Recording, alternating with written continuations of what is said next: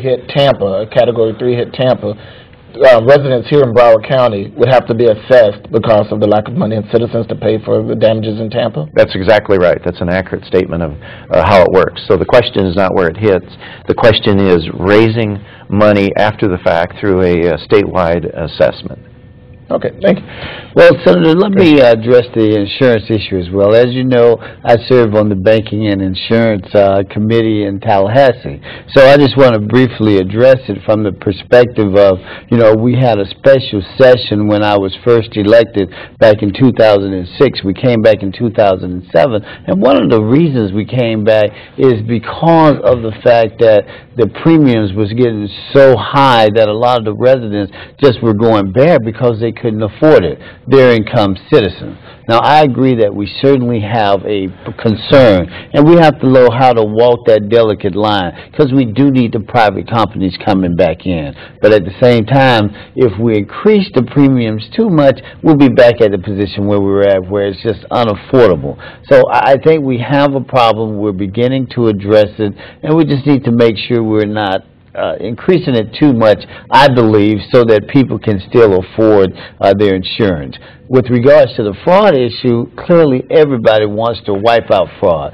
Fraud is costing every citizen, and we need to wipe it out totally. But we also have that line where we want to keep the access to the courts. We want to make sure that there's an industry out there and there's availability of resources of good attorneys like Representative Hager and I, even though we don't practice that area of the law, but there are other colleagues of ours out there, and we want to make sure that individuals who need the representation, legitimately need the representation, whether it be PIP or whatever type of policies, they have the courts available for them. But how do we walk that line? We started off, I mean, Representative Hager, you're a Republican, and Representative Thurston, you're a Democrat, and so we have to work together and bring all ideas to the table. How has it been working those ideas together in the House? Well, you heard me say at the outset that Perry is among the fairest people that I'm familiar with in the legislature, and he, in fact, seeks balance, and I support what he says. No legislation is going to work across time unless it has balance, and balance in terms of a whole series of competing interests. So I agree with that, and in terms of walking the line, that's what compromise is about. That's what working these bills through the process, giving everybody a shot at or an opportunity to have input so that the best possible bill can ultimately surface. And Senator Smith, I think that when you have representatives like Representative Hager, who comes in with his experience of years of being a member of the bar, as he's indicated, he's negotiated difficult issues like this, and there is the give and take. And when you have individuals who are willing to sit down and say, well, look, what's in the best interest of the residents of the state of Florida, then you could come to that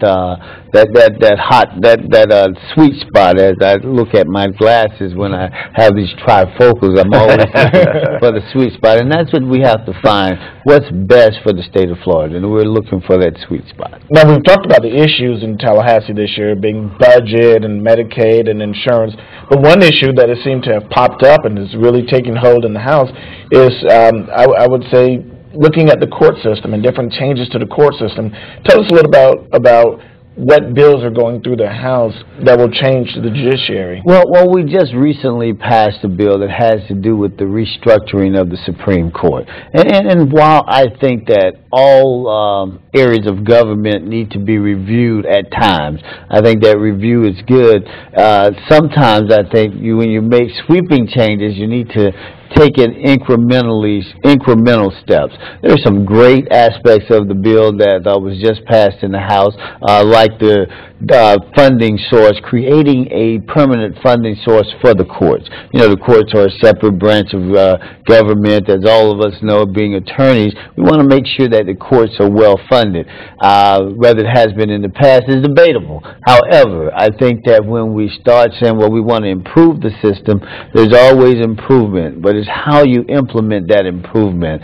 I think that, you know, it's a debatable issue. What are those changes? Well, the first ones, I think, is the splitting of the courts into two divisions, civil and criminal. And as you know, most of our districts do have a criminal and civil division. So I think that that's not in and of itself a bad idea, but it's just how you implement it and giving the stakeholders some say in how it's done. Then you have rules regarding the implementation of their own rules, and then you have JQC changes that are being implemented in this bill, and all of those things should be at least scrutinized. Now, there were some changes to Judicial Nominating Commission. I think there were some changes proposed for that. Right. Now, that's a separate bill than the Supreme Court bill, but there are some changes to that.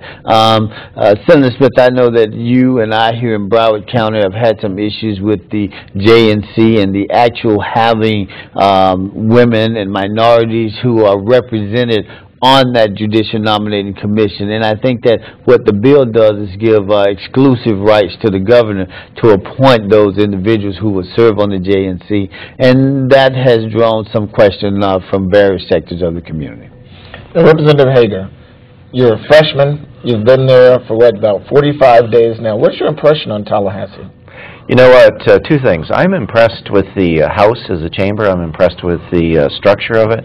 I'm impressed with how efficient the House operates. I'm impressed with the staff and the support material that's provided, the speed that things get done. Frankly, I had expected to come into an institution with a lot of bureaucratic slowness, and I found just the opposite. I find an arena as a business person that's run as efficiently and as competently as the best of business. So I'm elated with what I see. Having said so, there's a lot of work left to be done. I'm not suggesting it's a perfect institution. No place is. Well, I got to say, if you really want to be impressed, take a look at the Senate. But I think, you know, what Representative Hager makes an excellent point. You know, with term limits, I think that the staff, the actual individuals who've been there for years and years, who work at the staff at the House of Representatives, they are some of the best, well-informed individuals on the issues that I've come across in a while, and I have to agree with them. They've got some good... We're up against a break now, but one major issue we didn't get to, more because it's such a moving target and it changes, is pension reform. And a lot of our viewers, especially those in the studio here, are looking at that issue. Where do you stand on that? The pension reform that's working its way through the House side would have most recent bill a 3% contribution on behalf of the employees. I've supported that change. As you know, there are 50 states in the union. 49 of those states have employees, government employees, contributing to their pensions. So this isn't some radical approach. Could it have come at a better time than an economic downturn? Without question. Is it a movement in an appropriate direction? I feel so, yes. You know, I did not support that. I think that Representative Hager is correct. It's a horrible time for it, especially after we've gone so many years without any increases to the individuals who are now, you know, we termed it an income tax on our state workers. And the reason we do that is not to take shots, but I just think that we have to have everybody having some skin in the game. And what I mean by that, if it was 3% across the board for everybody in the state, we wouldn't have any budget constraints. And it's almost like we're adversely affecting those individuals, and I don't think that's well, that one's a moving target. And I know before we even finish session, we're going to get some more changes. I want to thank both of you for being here today, and thank you for your service you're giving to Tallahassee. Senator Smith, thanks for having us. And thank you, Senator. Great to be with you. Great to be educated by you. I really appreciate you being here. And we'll be right back.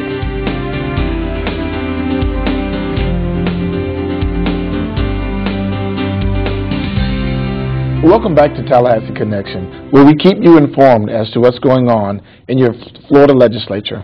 I have with me right now Representative Perry Thurston again.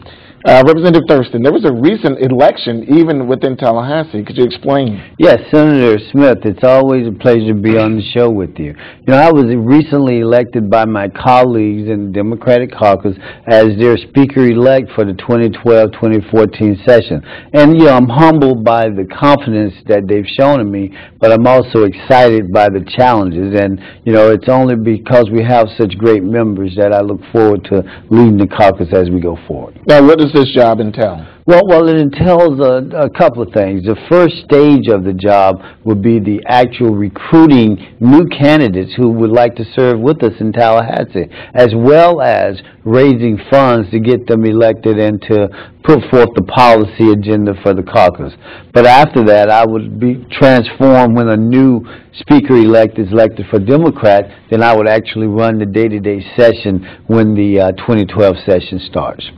And what are some, so are you developing policy also? Absolutely. We're developing policy, and we're also developing policy as it relates to our candidates. We want to make sure that we have one message coming from the current members. As you know, we have 39 members in the House Democratic caucus right now, but we're looking to grow that number. Now, this is a partisan position, but how does it affect your working? You've been known as a person who will work with the other side of the aisle, so to speak, and work with everyone. How does this position affect your ability to work with the entire legislature? Well, I tell you, Senator Smith, it does affect my ability, because where sometimes I could take very partisan stances, now as the leader, you know, if part of my caucus feel strongly one way and another way, then I don't want to adversely affect them by being the leader and coming hard against something that some of my caucus members really support. And I can think of a number of issues right off the top where we're divided on some of them. And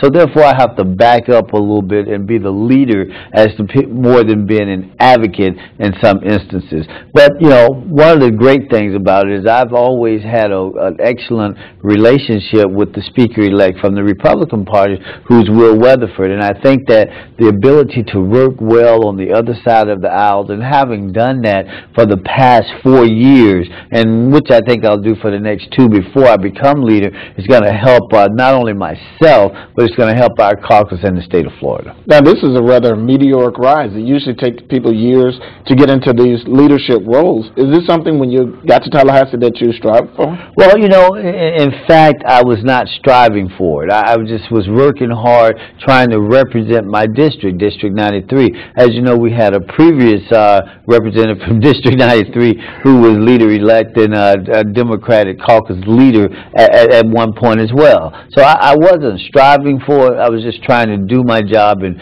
represent the people of my district. And the individuals in the caucus recognized that I was the individual to lead them in this last session. Well, congratulations, Representative Thurston. I'm sure you will do Broward County proud in whatever positions you're in, but especially in this new caucus leadership position. Thank you, Representative Thurston, for being with us today and being a Broward leader. And thank you for joining us here on Tallahassee Connection. We'll see you next time.